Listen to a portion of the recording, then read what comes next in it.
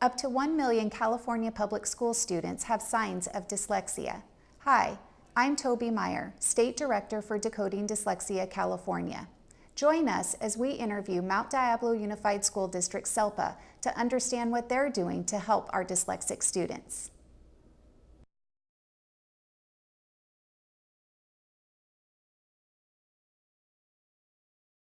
We are joined today with Dr. Wendi Aghily, Executive Director of Special Education at Mount Diablo Unified School District, and Dr. Kathy Futterman is Adjunct Faculty in the Department of Education, Psychology and Teacher Education at Cal State East Bay, and Education Specialist for Mount Diablo Diagnostic Team. Welcome, ladies. So let's begin by having you share your connection to dyslexia and what you did to learn more about this disability. So we met about 2 years ago over a coffee, right as the Assembly bill was being passed regarding the implementation of the guidelines for working with students with dyslexia. And so we were in a place where the district needed to learn more about dyslexia and what the guidelines involved. And Kathy was in a different place in her career, so we met and we decided to collaborate to incorporate what we needed to do to serve our students. Yeah, so I have a long time connection to dyslexia, with my brother being severely dyslexic, and he was not identified until he was 16 in California public schools, and I spent my career learning about language-based learning disabilities and dyslexia, and through the course of my education was working on my doctorate and wanted to look at how one particular public school was identifying students with dyslexia, given the legislation coming at the same time. And Wendi opened her door to me, and we just started collaborating from that very first coffee. So that's great. Yeah. And you said that was in 2015? Yeah, it was in August 2015 is when we started. That's wonderful. Tell me a little bit about Mount Diablo SELPA and how many students are enrolled in special education and then in general education. So Mount Diablo SELPA, we currently serve 4,000 students in our special education population out of a general education group of about 33,000 students. We touch many different municipalities, and we're a very diverse district with large variance in socioeconomic status, racial and ethnic diversity, and we're part of a large, welcoming community. And Dr. Aghily, if you could explain your exact role within SELPA and the initiatives that you have done within this SELPA to raise dyslexia awareness. Of course. So I am the Executive Director for Mount Diablo SELPA and School District. And what we looked at when we started the whole process were sort of a three-pronged approach, which were the identification and the assessment and then the intervention for students with reading disabilities, dyslexia. And then we also really tried to bring in all of the stakeholder groups identified, which was the general ed side of the house for teachers, as well as the special educators, including teachers, psychologists, speech therapists, and we also had to include parents in that whole process. And another key piece was our administrative team, getting them on board. But before we started with any of those things, the very first thing we did was raise awareness and actually helping people learn about dyslexia and what it is and how it impacts the students. So the first thing we did is we really bought an Experienced Dyslexia program in which there's 6 different stations, and the participants go through to learn about what a student with dyslexia goes through in a day in school in terms of reading and writing and listening. And I think that was our very first thing we started out with. Yeah, and originally we presented to 60 special education teachers and some school psychologists at that Experienced Dyslexia simulation, right. But then Wendi went ahead and got 2 more kids, trained her special education administrators on it, so they've then since done the simulation with principals and general education teachers across the district. You have a new official role that I touched on in the intro for you. Can you elaborate a little bit more on what your role is is here at Mount Diablo Sure. SELPA? So Mount Diablo is unique in that in the special ed department, they have a diagnostic team, and the diagnostic team takes on particularly challenging cases that maybe either the school site either doesn't have the people to take care of it, or there's something about the particular case that's significantly challenging. So our diagnostic team is district-wide, and I'm the educational specialist for that. And the last year, I was working on not only assessing for dyslexia, but helping both special ed teachers and some school psychs understand how they could assess for dyslexia as well, because it's something very new to a lot of people, or their training didn't go very in depth on how to use the assessments that they may have been previously using, and or Wendi also purchased a tremendous amount of new assessment tools and how to use that to triangulate the data to determine a dyslexic profile. So that's what we started working on. It sounds fantastic.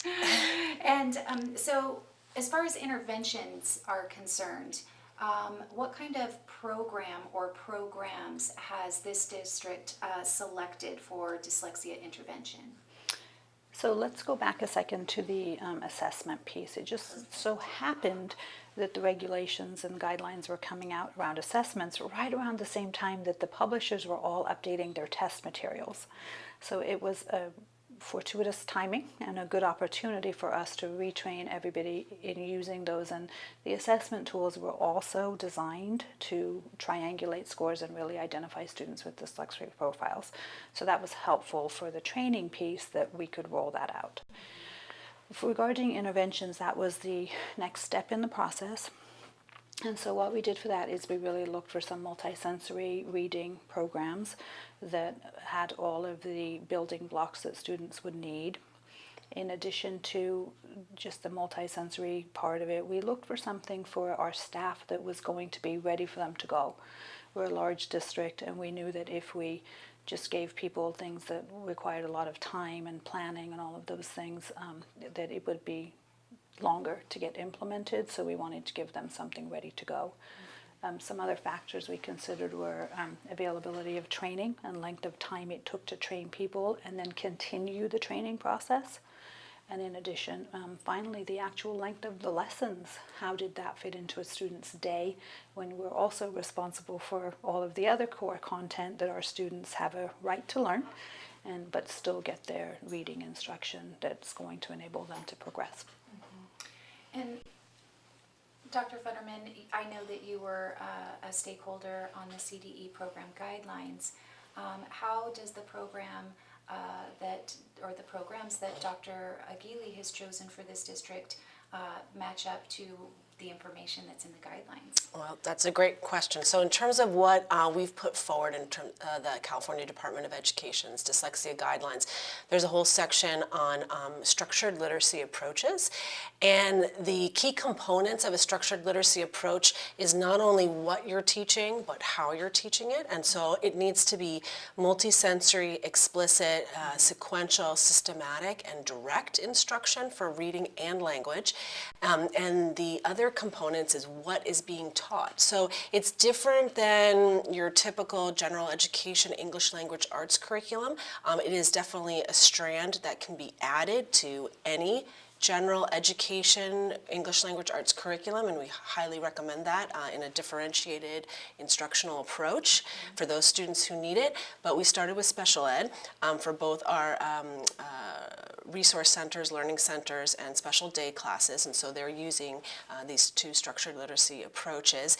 And like I said, the components of what is being taught in the structured literacy approaches is not only phonology and phonemic awareness, but it also goes into semantics and syntax, morphology, vocabulary, reading comprehension, as well as some aspects of spelling and written expression. So it's a really deep cover of all the aspects or essential components of language. And you'll see in the guidelines that's kind of all laid out.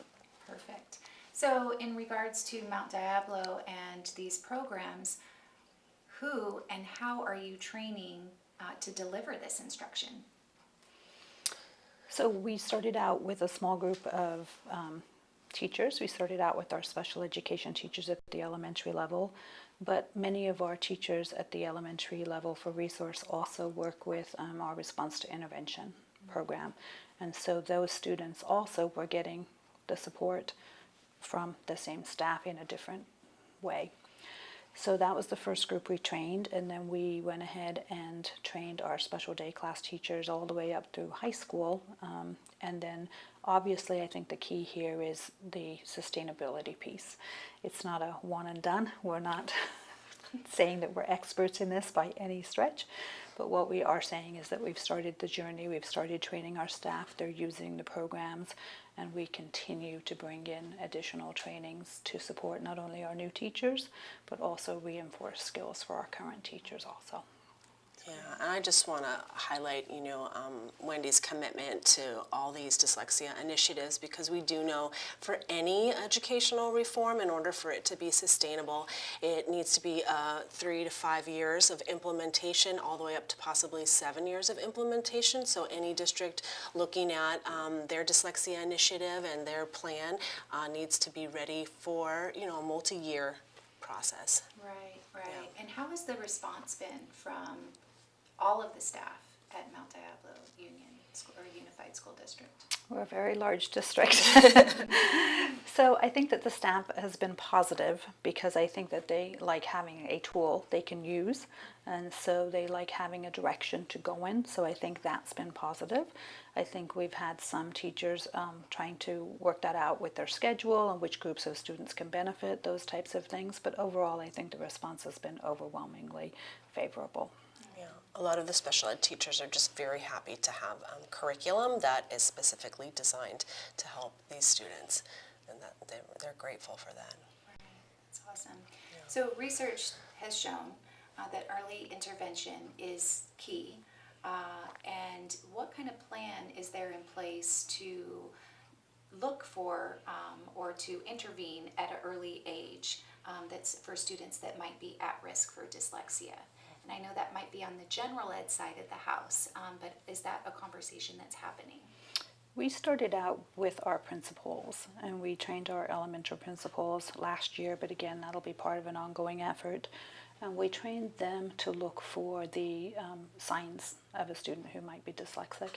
And the reason why we started out there is because capacity, our principals are the ones who are at the student study team meetings when the children are starting to struggle.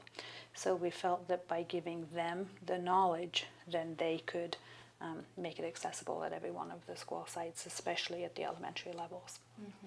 Mm-hmm. Do you have any advice, either one of you, for SELPA, other SELPAs that may be watching this interview, for them to begin and implement a plan such as yours? I think you have to look at all of the factors and make a plan for addressing all of your different stakeholder groups, and understand that it will take time, but you have to start somewhere. And for anybody who's just starting out on it, I think your first key is to start with the awareness piece. We bought in and we purchased the Experienced Dyslexia kits, and we have our staff of administrators in our special ed office, and we actually provide that experience. And once people go through that, I think it brings a different type of perspective to working with students with dyslexia. So I would recommend starting out with a broad awareness campaign of not only what dyslexia is in a textbook definition, but actually what it's like to be a student in a classroom. Mm-hmm. And then once you get that part and you get the buy-in, then you can move into the identification and assessment, and then ultimately intervention piece. Mm-hmm. I think I completely agree with all that, and that was a very powerful experience to launch the initiatives by having different stations where teachers and school psychs and administrators could experience what it was like to try to struggle with reading, writing, and listening, and that's what the Experienced Dyslexia simulation is all about. Mm-hmm. And then The other piece is to really look at your district's RTI MTSS framework and what's in place for early identification, because it is going to come down to what's the general education teacher and teams are doing, and also working collaboratively with special education and realizing that we're all in this together, looking at the students and trying to identify them early. Right. How do you think the community and parents can better support your SELPA and continuing this implementation plan? I think by continuing to be advocates for their children. I think they have to know when things are going well and things are not going well. And when they're not going well, really being open to work with the team to figure out what that student needs. Maybe it is special education, maybe it's not, maybe it's accommodations, but really working collaboratively to come up with something that does work so the student can make progress. Yeah, I think it's also important for parents and community members to realize that it's not going to be fixed, in 1 year or however long their time frame is. That a student with dyslexia always has dyslexia, and we do our absolute best to teach them and to remediate them and to provide accommodations and assistive technology, but that the way it looks over time, over their academic career, kind of changes, and the issues that they faced in kindergarten, first grade are going to be very different than some of the issues they're going to face in middle school and high school, even with excellent remediation, accommodations, and assistive technology. And just for parents in the community to understand that that this is something that the student deals with over their lifetime. Well, ladies, thank you very much. I appreciate you taking the time to sit with me today and answer our questions. And congratulations on your success here at Mount Diablo Unified School District. Thank you. Thank you.